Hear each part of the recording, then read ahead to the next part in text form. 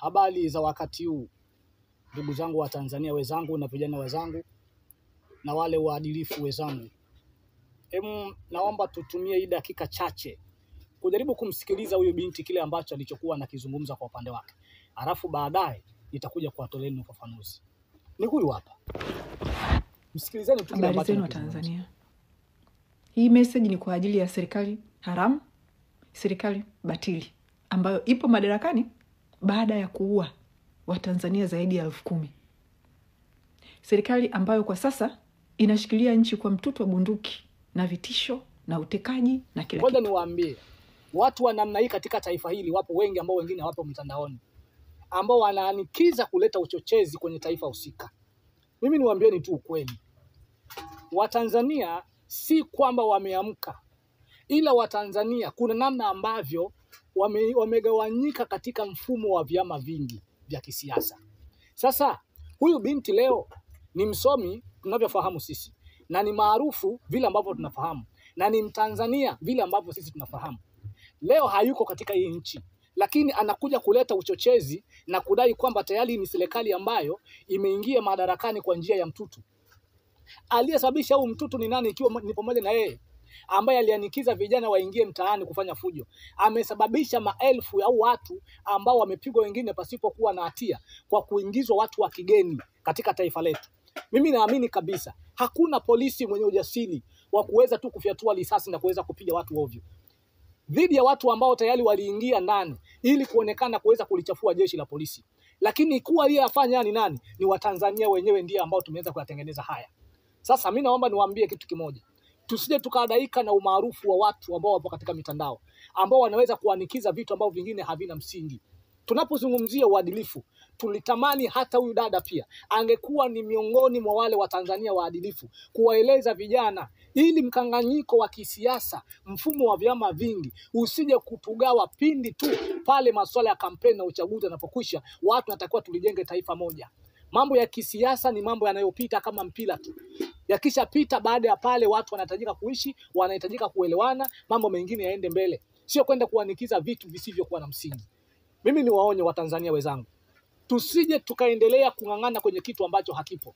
Hiyo tarehe 9 ambayo watu wanadailia kama wanataka kwenda kuandamana, mimi nafikiri hakuna Mtanzania aliyekuwa na akili timamu, ni mzalendo wa taifa hili, ambaye kama si yule ambaye hakushibishwa na sera yake ya demokrasia, labda ni miongoni wa vyama vingine ambavyo wao wanaanikizwa na vyama vyao kuingia fronti. Mimi niwaombe, wakati wa uchaguzi umeshapita. Huu ni wakati wa kuijenga nchi yetu. Wewe leo ukianza kutengeneza mazingira ya kuonekana waenda kudairia haki ya katiba, unaitaka katiba ya kifungu kipi kibadilishwe? Unataka haki ipi unaitaka ibadilishwe? Bali tunatakiwa tuimizane. Sasa hivi tuna waziri mpya wa vijana. Kwa hiyo kama tuna waziri mpya wa vijana, huyu waziri tunatakiwa tumshike mkono, tumwambie tunachokihitaji ni uadilifu. Kwa lazima tuanikize maneno yetu kwa viongozi kwamba tunachotaka ni uadilifu. Uadilifu ambao uweze kutokea sehemu mbalimbali za kijamii, kama nilivyokuwa nimejaribu kueleza kwenye content yangu ya kwanza. Sasa tusitengeneze mazingira tukambeba huyu dada kwa content yake akidai kwamba Watanzania tayari wameshaamka, Watanzania tayari wanauelewa, Watanzania tayari wanahitaji katiba. Hakuna Mtanzania anayetaka katiba. Dada yangu, tunakuomba kuwa makini sana. Tumechoshwa na maneno yako ya kutualibu na kuyanikiza serikali yetu na kuingiza katika mazingira ambayo unatupa taharuki. Haya yote yanatokana na wewe. Tafuta njia nyingine ya kuishauri serikali, lakini usiwashauri watu ambao wanaenda kuanikizwa kwa maneno ambayo wanachochea. Unaenda kuchochea vurugu, unakwenda kuchochea watu waandamane, unakwenda kuchochea watu wapigane. Wanapopigana na kuumizana na kuja kuianikiza serikali eti imeingia madarakani kwa uchochezi wa silaha ya bunduki, ina maana hakukuwa na uchaguzi. Unaposema kwamba ni serikali iliingia madarakani kwa ajili ya vurugu, hakukuwa na uchaguzi. Hebu acha kuchochea nchi kuona kama Watanzania wote hatuna akili. Sio kama tunakaa kimya kuona tunafurahishwa na kile unachokizungumza. Kuna namna ambavyo tunakerekwa. Kama kuna watu wameshindwa kueleza hisia zao juu ya kile unachokianikiza kwenye hili taifa, tunachoshwa na matendo yako au na maneno yako ambao unaochukiza. Tunapoteza ndugu zetu kwa ajili ya wewe kuanikiza watu. Ikiwa kuna watu wa kigeni wanaingia katika taifa hili, maana yake ni nini? maana yake wewe pia upo katika huo msafara wa kuingiza watu. Sasa usije ukagharimu maisha ya watu wa Tanzania hili, wa taifa hili. Faida yako ni nini? Chachu yako unachokifikiria wewe kwenye nchi ni nini? Unachokikusudia kikubwa katika taifa letu ni nini ikiwa wewe haupo? Nani anataka katiba? Hakuna Mtanzania ambaye anataka katiba.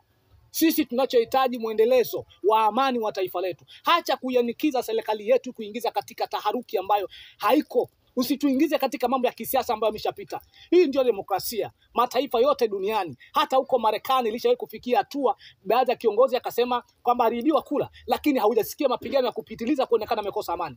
Kwa nini sisi taifa letu ni changa tuanze kugombana wenyewe kwa wenyewe aliyakuwa tunataka tupiganie kukuza uchumi? Ni heri vita yetu iwe ni vita ya kukuza uchumi, sio vita ya kisiasa. Vita ya kisiasa ni vita ambayo haina maana. Yaani ni sawasawa na kuitupa nguo eti kisa inachawa. Sasa huo si utakuwa ni uzembe, utatupa nguo ngapi? Bali tafuta utaratibu wa kumuondoa chawa pembeni. Siasa ni kitu ambacho kinapita kwa muda. Usituanikize kwenye mambo ambayo sio ya msingi. Kauli zako, maneno yako hayajengi na wala hayana msingi na taifa hili.